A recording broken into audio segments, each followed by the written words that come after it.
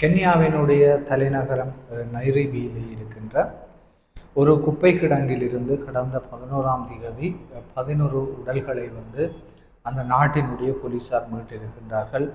வெட்டப்பட்டும் சிதைக்கப்பட்டும் polythene பைகளிலே அடைக்கப்பட்ட நிலைமையிலே குப்பை கிடங்கிலே வீசப்பட்டிருந்த இந்த 9 உடலங்களை அந்த நாட்டினுடைய போலீசார் மீட்டிருக்கின்றார்கள். இந்த சம்பவத்தை தொடர்ந்து மீட்கப்பட்ட உடலங்கள் மற்றும் அது தொடர்பான விசாரணைகளின் அடிப்படையிலே கென்யாவினுடைய போலீசார் இந்த சம்பவத்தோடு தொடர்புடைய ஒரு சந்தேக நபரை கைது செய்திருக்கின்றார்கள். அந்த நபர் கடந்த 2 ஆண்டுகளிலே, அதாவது 2022ஆம் ஆண்டு தொடக்கம் 2024ஆம் ஆண்டு இந்த மாதம் ஜூலை மாதம் 11ஆம் தேதி வரையான காலப்பகுதியிலே கிட்டத்தட்ட 42 பெண்களை மிக மோசமாக அல்லது மிலேச்சத்தனமாக கொன்று அந்த குப்பை கிடங்கிலே அவருடைய உடலங்களை வீசியிருப்பதாக செய்திகள் வெளியாகி இருக்கின்றது. இந்த சம்பவம் என்ன, இந்த சம்பவத்தின் பின்னால் இருக்கின்ற விடயங்கள் என்ன, இந்த சம்பவத்திலே தொடர்புடைய சந்தேக நபர் யார், அவர் எதற்காக இந்த கொலைகளை புரிந்தார் என்பது குறித்த சில முக்கியமான விடயங்களை இந்த பதிவிலே பார்க்க இருக்கின்றோம். நீங்கள் பார்த்து கொண்டிருப்பது ஜேசர் தமிழ் யூடியூசர். தொடர்ந்து முழுமையான வீடியோ பதிவுக்கு போவதற்கு முன்னர் இந்த சேனலை நீங்கள் இப்போ தான் பார்க்குறீங்கன்னு சொல்லிச்சுன்னா கட்டாயம் சப்ஸ்கிரைப் பண்ணுங்க, நண்பர்களோட பகிர்ந்து கொள்ளுங்க. முழுமையான வீடியோ பதிவுக்குள்ளே போவோம். உங்கள் எல்லாருக்குமே தெரியும், கென்யா ஒரு ஆப்பிரிக்கன் நாடு. அந்த நாட்டினுடைய தலைநகரம் நைரோபி. இந்த நைரோபியிலே இருக்கின்ற கிட்டத்தட்ட மிக பெருமளவு குப்பைகளை கொட்டுகின்ற ஒரு குப்பை கிடங்கிலிருந்து கடந்த 11ஆம் தேதி, அதாவது கிட்டத்தட்ட 4-5 நாட்களுக்கு முன்னர் அந்த குப்பை கிடங்கில் இருந்து பொலித்தீன் பைகளிலே அடைக்கப்பட்ட நிலைமையிலே வெட்டப்பட்டும் சிதைக்கப்பட்ட நிலையில் இருந்த 9 பெண்களுடைய சடலங்களை அந்த நாட்டினுடைய அல்லது நைரோபியினுடைய போலீசார் மீட்டிருக்கின்றார்கள். இந்த சம்பவத்தை தொடர்ந்து மிகப்பெரிய அதிர்வலைகளை ஏற்படுத்தி இருந்த சூழலிலே போலீசார் மிக துரிதகதியிலே அந்த விசாரணைகளை முடுக்கிவிட்டிருந்ததன் அடிப்படையில் இந்த சம்பவத்தோடு தொடர்புடைய ஒரு சந்தேக நபர் கைது செய்யப்பட்டிருக்கின்றார். அங்கே கொலை செய்யப்பட்ட பெண் ஒருவருடைய உடலம் அடையாளம் காணப்பட்டு அவருடைய தொலைபேசி மீட்கப்பட்டு அந்த தொலைபேசியில் பேசிய நபர்கள் உள்வந்த அழைப்புகள், வெளிச்சென்ற அழைப்புகள் என்று சில முக்கியமான விடயங்களை ஆராய்ந்ததன் அடிப்படையில் இந்த சந்தேக நபர் கைது செய்யப்பட்டிருக்கின்றார். இந்த கைது செய்யப்பட்ட சந்தேக நபர் யார் என்று பார்த்தால், இந்த சடலங்கள் மீட்கப்பட்ட அந்த குப்பை கிடங்கிற்கு 100 மீட்டர் தொலைவிலே வாழ்ந்து கொண்டிருக்கின்ற காலின்ஸ் ஜமைசி கலூசா என்கின்ற 33 வயதான ஒரு நபர் தான் இந்த சம்பவத்தோடு தொடர்புடைய சந்தேகத்திலே கைது செய்யப்பட்டிருக்கின்றார்.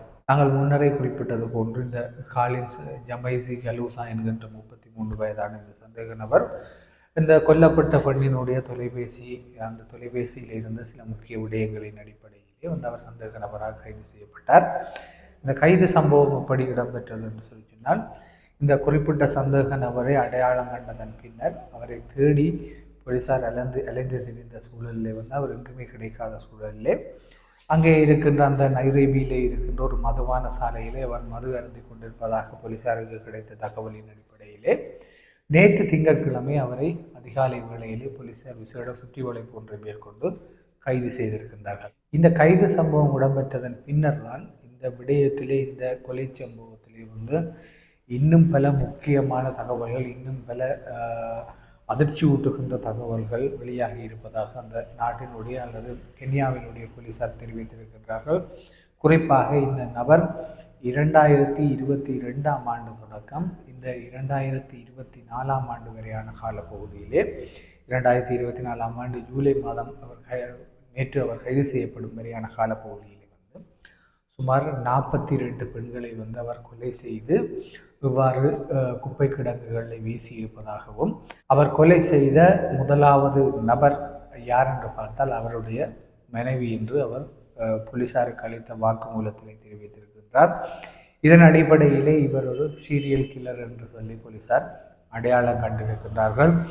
தொடர்ச்சியாக அவர் தொடர்பான விசாரணைகளை அந்த நாட்டினுடைய போலீசார் மிக தீவிரமாக முன்னெடுத்திருக்கின்றார்கள். அது மட்டுமல்லாமல் அவருடைய வீட்டின் மீது போலீசார் சோதனை நடத்திய போது அங்கே கத்திகள், கையுறைகள், 10க்கும் மேற்பட்ட தொலைபேசிகள் மற்றும் பெண்களுடைய உள்ளாடைகள் போன்ற பல விடயங்களை, பல ஆதாரங்களை வந்து போலீசார் சேகரித்திருக்கின்றார்கள்.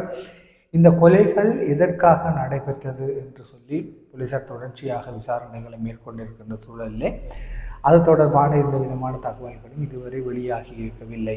ஆனாலும் இந்த கொலை செய்யப்பட்ட 42 பெண்களும் வந்து ஒரே பாணியிலே கொலை செய்யப்பட்டிருப்பதாக கென்யாவினுடைய போலீசார் குறிப்பிடுகின்றார்கள். அதே போல் 18 வயது தொடக்கம் 30 வயதுக்கு இடைப்பட்ட பெண்கள் தான் இந்த 42 பேரும் கொல்லப்பட்டிருக்கின்றார்கள். அதைவிட மிக முக்கியமான விடயம் என்னவென்று சொல்லி சொன்னால், இவர் போலீசாருக்கு அளித்த வாக்குமூலத்தின் அடிப்படையிலே தன்னுடைய மனைவியிலே தொடங்கி 42 பெண்களை கொலை செய்திருக்கின்றேன், கொலை செய்து குப்பை கிடங்குகளிலும் சில சடலங்களை நிலத்திலே புதைத்ததாக அவர் அளித்த வாக்குமூலத்தின் அடிப்படையிலே சிதைந்த நிலையிலே வந்து 16 சடலங்களை அந்த நாட்டினுடைய போலீசார் மீட்டிருக்கின்றார்கள். கடந்த 11ஆம் தேதி இந்த நைரோபியிலே இருக்கின்ற அந்த குப்பை கிடங்கிலே கண்டெடுக்கப்பட்ட, சிதைக்கப்பட்டு மிக கொடூரமாக சித்திரவதைக்குள்ளாக்கப்பட்டு கொலை செய்யப்பட்ட நிலைமையிலே மீட்கப்பட்ட அந்த 9 பெண்களுடைய சடலங்களும் தன்னாலே கொண்டு வந்து போடப்பட்டவை என்றும் அந்த 9 பெண்களையும் தான் கொலை செய்தேன் என்றும் அவர் குறிப்பிட்டிருக்கின்றார். இந்த நிலைமையிலே சுமார் 55 மில்லியன் மக்கள் வாழ்ந்து கொண்டிருக்கக்கூடிய கென்யாவிலே, குறிப்பாக அந்த நாட்டினுடைய தலைநகரிலே இந்த கொலை சம்பவம், இந்த சீரியல் கில்லருடைய இந்த தொடர் கொலை சம்பவம் என்பது மிக பெரும் அதிர்வலைகளை ஏற்படுத்தி இருக்கின்றது. அந்த நாட்டிலே இந்த கொல்லப்பட்ட 42 பெண்கள் தொடர்பான கதைகள் அல்லது பேச்சுகள் வந்து மிக தீவிரமாக இடம்பெற்று கொண்டிருக்கின்றன. அந்த நைரோபியிலே அந்த 9 உடலங்கள் மீட்கப்பட்ட அந்த குப்பை கிடங்கை சூழ மிக மிக மிக அதிகளவான மக்கள் வந்து அந்த கிடங்கை சூழ நின்று கொண்டிருப்பதையும், இந்த விடயத்தால் மிக பெருமளவான மக்கள் ஆத்திரமடைந்திருப்பதாகவும் சர்வதேச ஊடகங்களூடாக நாங்கள் நடந்து கொள்ளக்கூடியதாக இருக்கின்றது.